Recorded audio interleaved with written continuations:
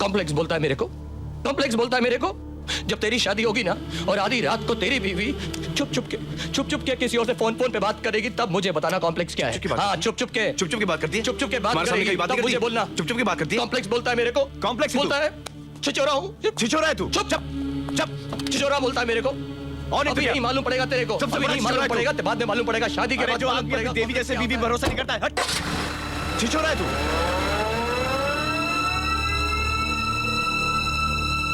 तुझे नहीं छोड़ूंगा मैं।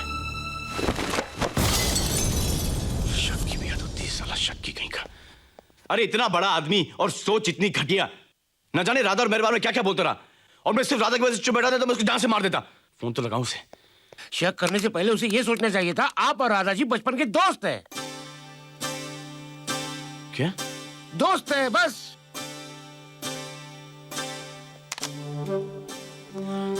फिर इसमें सारी गलती मेरी है। वो कैसे? क्योंकि मैं राधा के साथ, राधा की शादी के बाद भी वैसी था जैसे कि शादी के पहले। पहले हंसना खेलना, वही हंसी मजाक। तो क्या हुआ, आप बचपन के दोस्त हैं। अरे ये तुझे मालूम है कि राधा और मैं दोस्त हैं, मुझे मालूम है, अपने अमिताभ को मालूम है, राधा को मालूम है, लेकिन उसको थोड़ी मालूम। वो तो यही सोच रहा है कि राधा और मेरा कोई चक्कर चल रहा है। इसमें शक करने की क्या बात है? अगर तेरी बीवी किसी गैर मर्द के साथ मिले जुले तो तुझे कैसा लगेगा? अगर मेरी बीवी ने ऐसा कुछ किया तो मैं तो उसको जान से मार दूंगा यार। अरे इसने तो फिर भी कुछ भी नहीं किया यार। यही बात है ना, तो पहले दिन आपको और राधा जी को बता देना चाहिए था। आपका मिलना जुलना हंसी मजाक उसे पसंद नहीं है। अरे वो कैसे बोलेगा, वो हंस के हलो तक नहीं बोलता यार। इस शक की वजह से राधा जी की जिंदगी बर्बाद की उन्होंने। अरे तू समझ नहीं रहा यार, राधा की जिंदगी उसने नहीं, मैंने बर्बाद की है, वो भी अनजाने में। लेकिन अगर मैंने उसके घर को नर्क बनाया तो स्वर्ग भी मैं ही बनाऊंगा।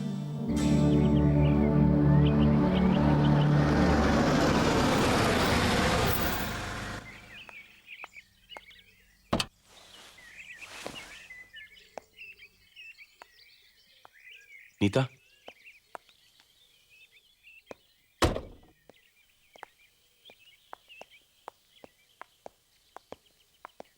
मैं गोपाल से मिलने आया हूं। गोपाल घर पे? भैया घर पे नहीं है। सुनो, तुम्हें क्या बोलूं, मुझे तो मालूम ही नहीं था कि गोपाल मुझसे नफरत करता है। उसे मेरा राधा से मिलना जुलना पसंद नहीं है, लेकिन मैं और राधा बचपन के साथी हैं, हम लोग भाई बहन जैसे हैं। और यही बात मैं गोपाल को समझाने गया था, लेकिन वो समझना ही नहीं चाहता। देखो, तुम प्लीज उन्हें समझाओ, नहीं तो ये दोनों अपनी जिंदगियां बर्बाद कर देंगे और मैं अपने आप को कभी माफ नहीं कर पाऊंगा। सुनो, मैं तुम लोग की जिंदगी में कोई मायने नहीं रखता, लेकिन तुम लोग मेरी जिंदगी में बहुत मायने रखते हो। प्लीज, गोपाल के लिए, तुम्हारी भाभी के लिए, थैंक यू।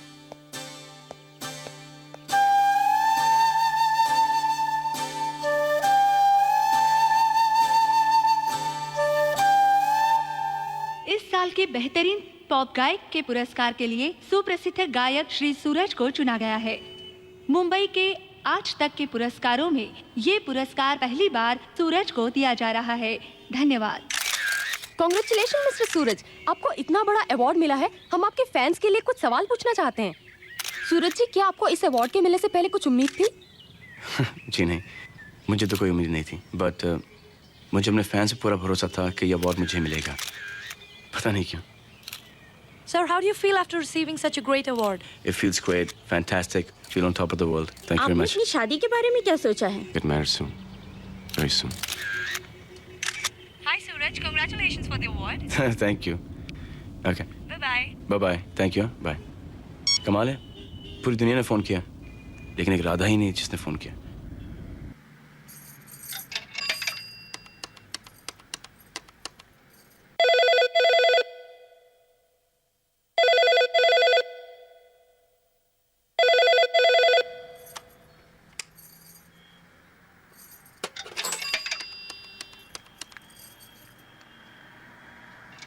हेलो, कौन बोल रही हैं आप? मैं राधा बोल रही हूँ, मिसेस गोपाल। जरा गोपाल जी को फोन दीजिए। देखिए भाभी जी, वो सुख शांति की जिंदगी जी रहे हैं, उन्हें क्यों डिस्टर्ब कर रही हैं आप? लेकिन फोन रख दीजिए।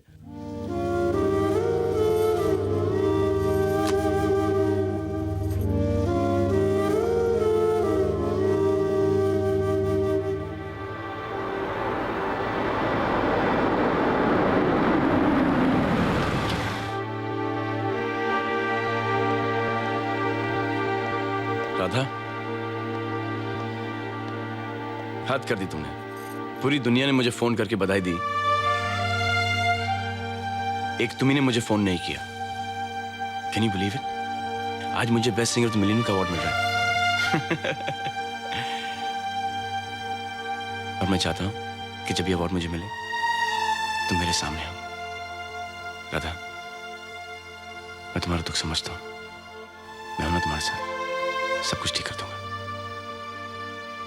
तुम्हें साथ शो में चलना पड़ेगा, ठीक है? I'll come pick you up. Okay? चलता हूं। सूरज, हाँ? मैं नहीं आऊंगी। ये क्या कह रही तुम राधा? वैसे भी सारी गलती मेरी थी कि मैं उन्हें ठीक से समझ नहीं पाई।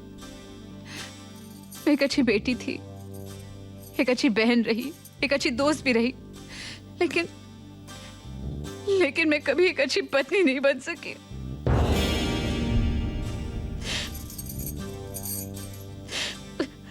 अगर मुझे मालूम होता ना कि मेरा तुमसे बात करना भी उन्हें पसंद नहीं, तो मैं कभी तुमसे बात नहीं करती। अगर तुम मेरी भलाई चाहते हो ना, तो यहाँ से चले जाओ और दोबारा यहाँ कभी मत आना।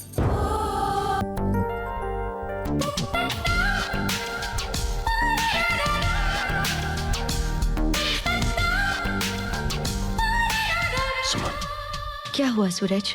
कब से फोन लगा रही हूँ, उठाया क्यों नहीं? क्या बात है?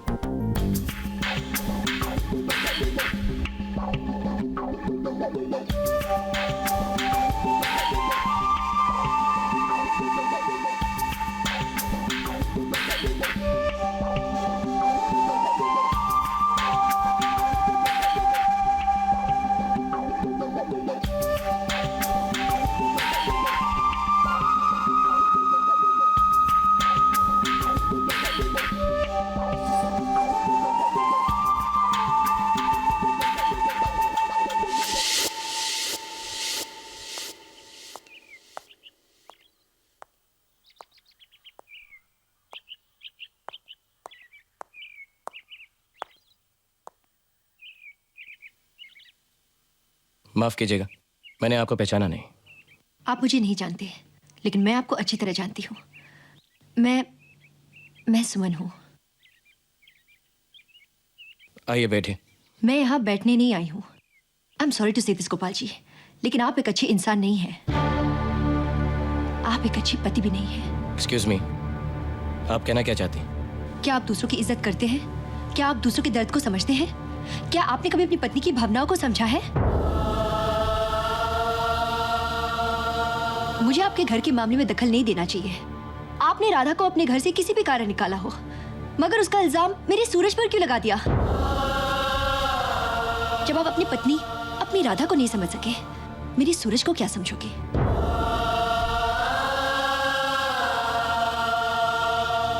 अगर आपको सूरज का राधा से बात करना पसंद नहीं था, तो आप दोनों से पहले ही कह देते। जानते हैं आप, अगर सूरज मुझे दिन में 10 बार फोन करता है, तो उसमें 100 बार राधा का जिक्र होता है, लेकिन मैंने उसे कभी गलत नहीं माना, क्योंकि मैं उसके दिल की हर धड़कन को अच्छी तरह समझती हूँ। प्यार करती हूँ सूरज से।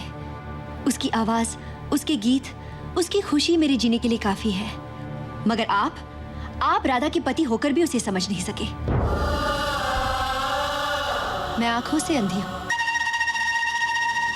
काला सफेद बता नहीं सकती, शक्ल भी देख नहीं सकती, लेकिन इंसान को पहचान जरूर सकती हूँ। और मैंने अपने सूरज को पहचाना है, दिल से, आत्मा से। और आप सब कुछ देख सकते हैं, और सब कुछ देखकर भी इतने दिन अपनी राधा के साथ रहने के बावजूद आप अपनी पत्नी के असली रूप को पहचान न सके।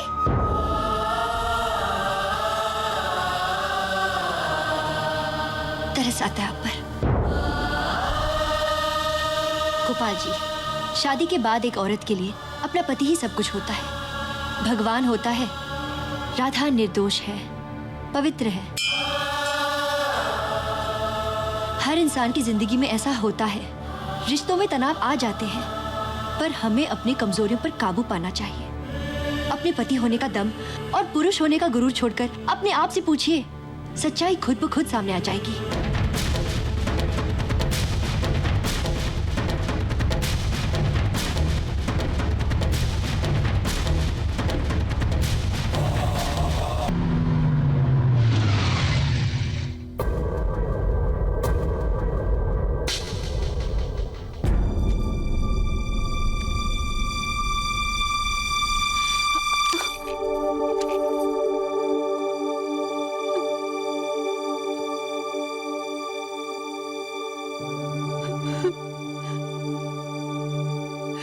क्या है ये?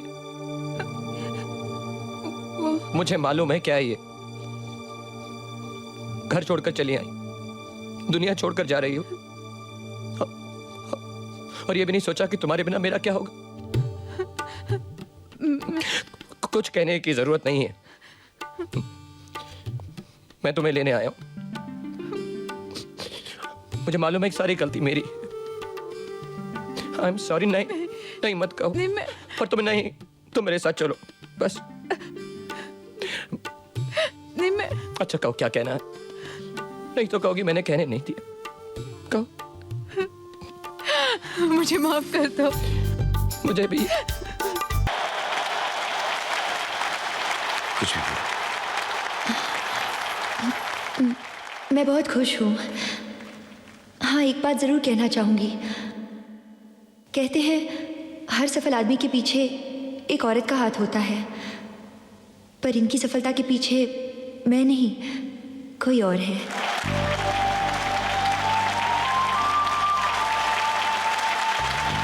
और मैं चाहती थी कि मेरे सूरज को ये अवार्ड उन्हीं के हाथों से मिले। अफसोस आज वो हमारे बीच यहाँ नहीं आ पाई, और इसलिए ये शुभ कार्य करने का सौभाग्य मुझे मिला। शुक्रिया। Very well sir. अभी अभी जो सुमन ने कहा बहुत सही कहा कि हर कामयाब आदमी के पीछे एक औरत होती है, लेकिन इसका ये मतलब नहीं कि वो औरत उसकी गर्लफ्रेंड, उसकी पत्नी हो। वो औरत कोई भी हो सकती है, उसकी माँ, उसकी बहन, उसकी बेटी, उसकी टीचर, कोई दोस्त। मैं राधा से अवार्ड लेना नहीं चाहूंगा, बल्कि राधा को यह अवार्ड देना चाहूंगा, क्योंकि राधा का सपना था।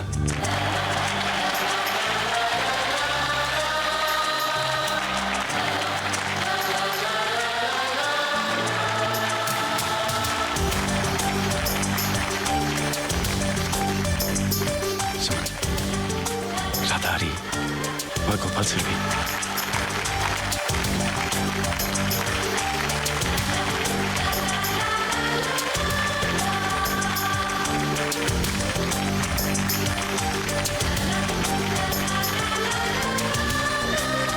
दोस्तों, राधा जिस लड़की को मैं अवार्ड देना चाहता था वो इस वक्त स्टेज पे आ रही है।